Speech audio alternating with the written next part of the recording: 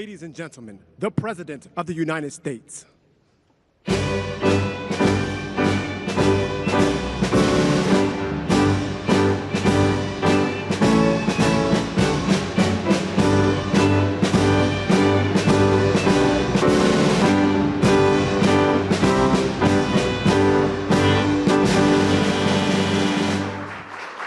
Well, thank you very much.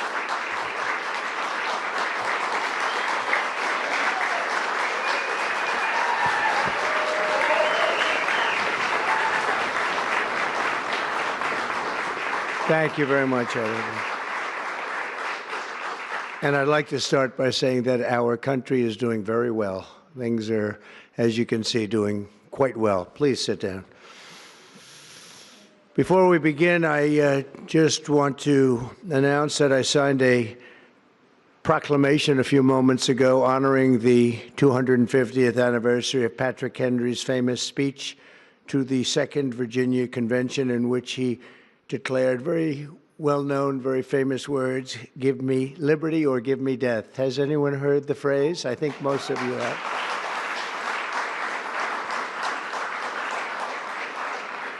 And moments ago, I also signed an executive order to dramatically increase production of critical minerals and rare earths. It's a big thing in this country, and as you know, we're also signing agreements in various locations to unlock rare earths and minerals and lots of other things all over the world, but in particular Ukraine. We're doing very well with regard to Ukraine and Russia, and one of the things we are doing is signing a deal very shortly with respect to rare earths with Ukraine, which they have tremendous value in rare earth, and we appreciate that.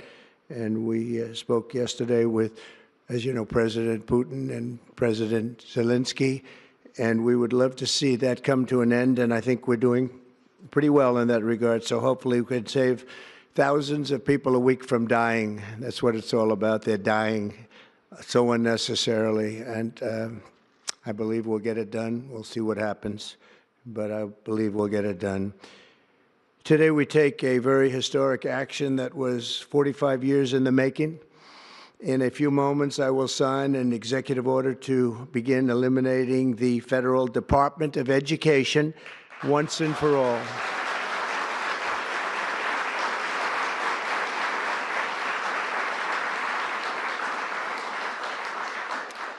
And it sounds strange, doesn't it? Department of Education, we're going to eliminate it, and everybody knows it's right. And the Democrats know it's right, and I hope they're going to be voting for it, because ultimately it may come before them, but everybody knows it's right, and we have to get our children educated. We're not doing well with the world of education in this country, and we haven't for a long time. And we're pleased to be joined today by the woman who I chose because she's an extraordinary person. And hopefully she will be our last Secretary of Education, Linda McMahon. Linda, thank you. Thank you very much. That's another interesting statement. It's an interesting opening, right? But it's true, and people, it's been amazing how popular this has been. I tell people that this is what I'm doing today, and they say, oh, it's about time. Everybody says it. Republicans and Democrats have said it. They're all saying it. Also with us are some terrific people. Governors Greg Abbott. Greg, thank you very much.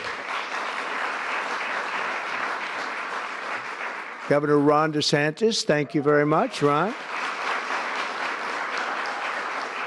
Mike Braun, congratulations on your victory, Mike. That was a big one.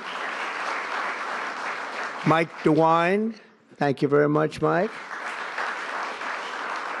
Jeff Landry. Jeff, thank you very much, Jeff. Bill Lee, thank you. Governors, all governors. Brad Little. Brad, thank you very much. Where are you, Brad? Hi, Brad. Jim Pilan, thank you very much, Jim. And Kim Reynolds. These are all people very interested in education.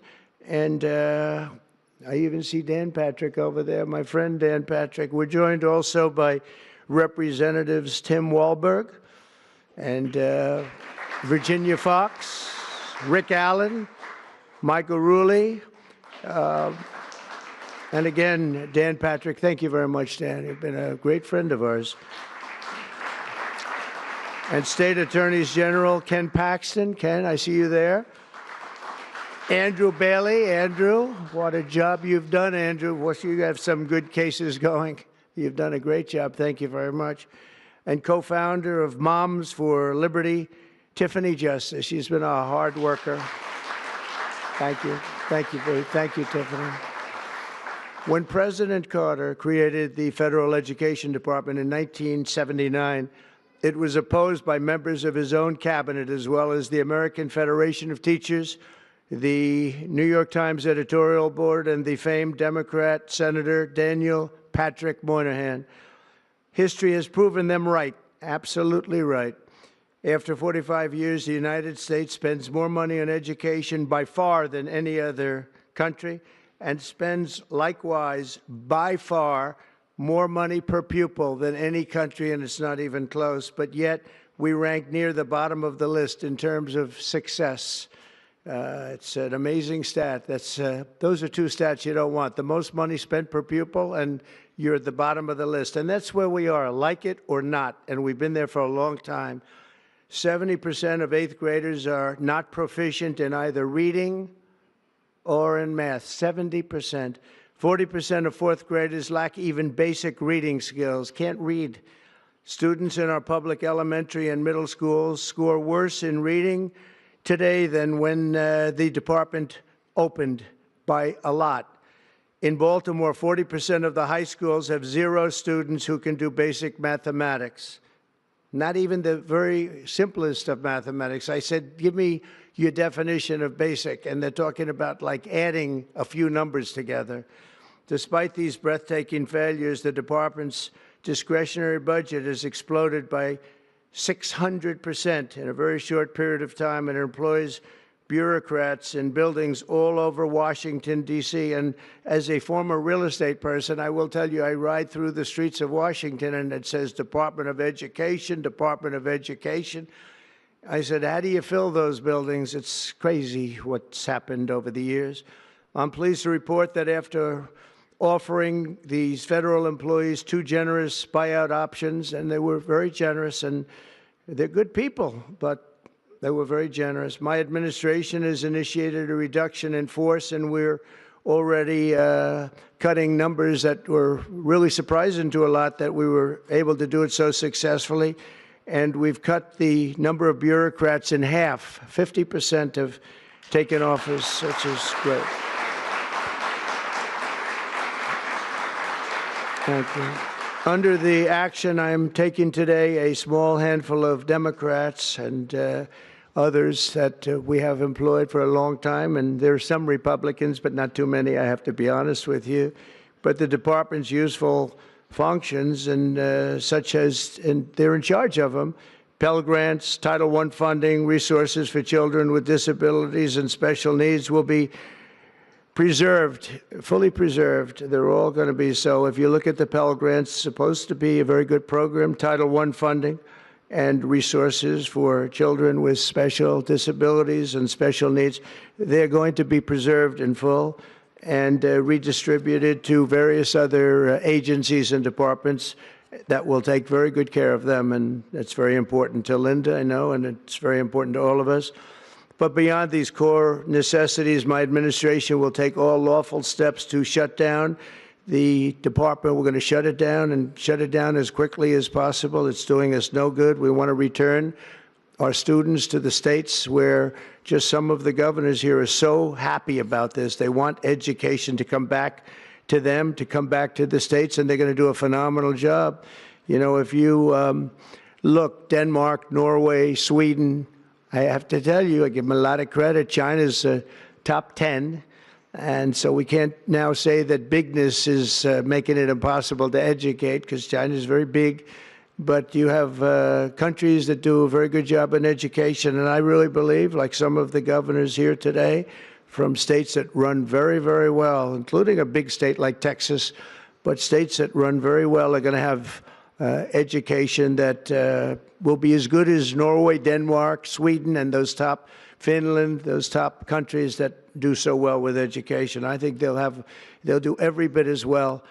And what do you think about that, Governor? Do you agree? I think so. Ron, do you agree? I think so. Florida? Iowa? That's right. I really believe that. They'll be as good as any of them. And then you'll have some laggards, and we'll work with them. And we can all tell you who the laggards will be right now, probably, but let's not get into that. But we'll work with them, and we're going to make them, they'll do a job. I think they'll do a job, and they'll go to sections of the state. For instance, New York, you'll have a Manhattan, and you'll have a Suffolk County, and you'll have Nassau County, and you'll have Westchester County. You'll do 4 or 5 or 6 of them. You have upstate New York, and those counties, I think, are going to do very well. And I think ultimately Manhattan should do very well. But we'll break it down into sections, and I think it'll be really, really good. And they're going to be probably the tougher ones, but I think they have a chance to do really well. But we're going to be returning education very simply back to the states where it belongs, and this is a very popular thing to do, but much more importantly, it's a common sense thing to do, and it's going to work. Absolutely, it's going to work, and I can tell you from dealing with the governors and others in the state, they want it so badly. They want to take their children back and really teach their children individually. Probably the cost will be half, and the education will be maybe many, many times better. So we look forward to this. I want to just make one little personal statement. Teachers, to me, are among the most important people in this country, and we're going to take care of our teachers. And I don't care if they're in the union or not in the union. That doesn't matter. But we're going to take care of our teachers, and I believe the states will take actually better care of them than they are taken care of right now. They'll work all sorts of systems and even merit systems. Those great teachers are going to be maybe a little bit better rewarded, or maybe that's the way it should be, but the states are going to make that decision. But we're going to love and cherish our teachers along with our children, and they're going to work with the parents, and they're going to work with everybody else, and it's going to be an amazing thing to watch, and it's really going to be something special. And Linda, you're presiding over something that's so important, and you're going to do a fantastic job, just like you have your whole life. I know your whole life I've been watching you. I've been watching you for a long time. She's had nothing but success. So it's tremendous to have you, and hopefully you won't be there too long, but we're going to find something else for you, Linda, okay? So this will conclude what we are talking about with respect to our most cherished group of people, and that's our children. We want to have our children well educated. We want them to love going to school. We have examples of it. Look at those beautiful, bright-eyed faces. They are so smart. They're so smart. And with that, I'm going to come down, and we're going to sign a very important document, and we're going to be on our way. People have wanted to do this for many, many years, for many, many decades. And I don't know, no president ever got around to doing it, but I'm getting around to doing it, so thank you very much.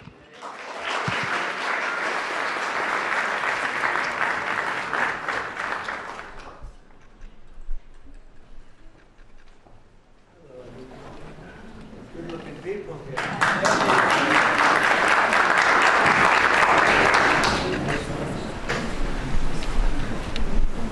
Should I do this? I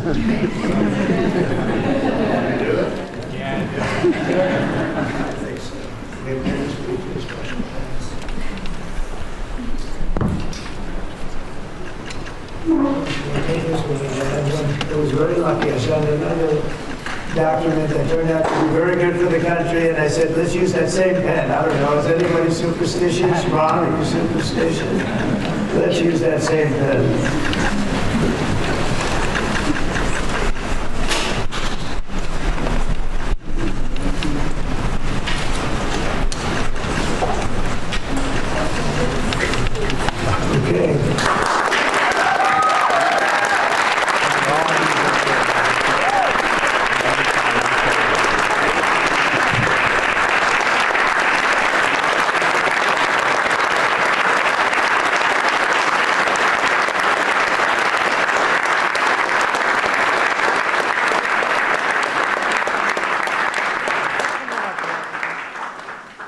come up just to say.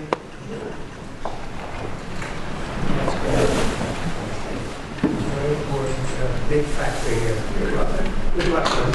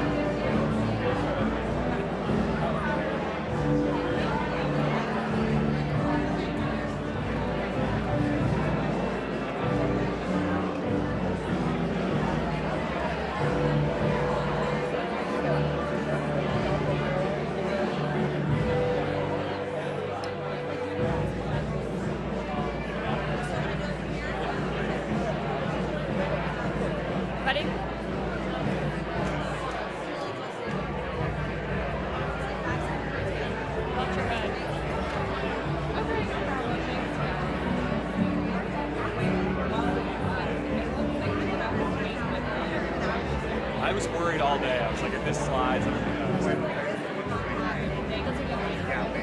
It's fine, whatever. I can stand this way. Sunny. What? I'm here inside the East Room. President Trump has just signed an executive order to begin the dismantling of the Department of Education. He can't fully show it down. Let me start over. We just start over. Don't make it more complicated than it has to be. I'm here inside the East Room where President Trump just signed an executive order to begin the dismantling of the Department of Education. He can't simply shut it down with a stroke of a pen because it was created by Congress and therefore would have to